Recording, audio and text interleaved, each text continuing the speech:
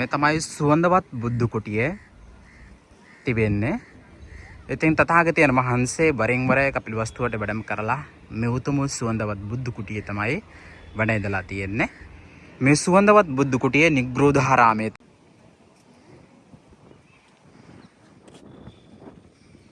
මේ අපිට පෙනෙන්නේ නිග්‍රෝධාරාමයේ පිහිටා තිබෙන්නේ. තිරුවන් සරණයි පින්වත් ඔබ හැමදෙනාටම.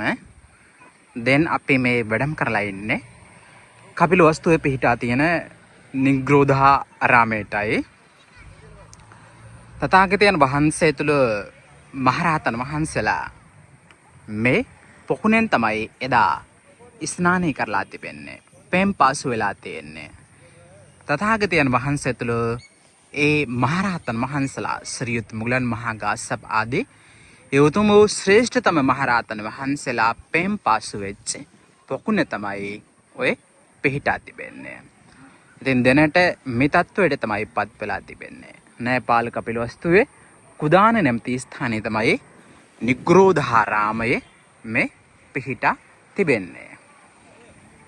පොකුණක් දෙක බලාගෙන වෙන පුදා ගන්න තථාගතයන් වහන්සේ තුළු මහරහතන් වහන්සේලා පෙම් පාසු වෙච්ච හින්දා හරි ශ්‍රේෂ්ඨ පොකුණක්. මේ තමයි නිග්‍රෝධාරාමයේ දොරටුව. දැන් අපි වැඩම කරලා ඉන්නේ නිග්‍රෝධාරාමයටයි.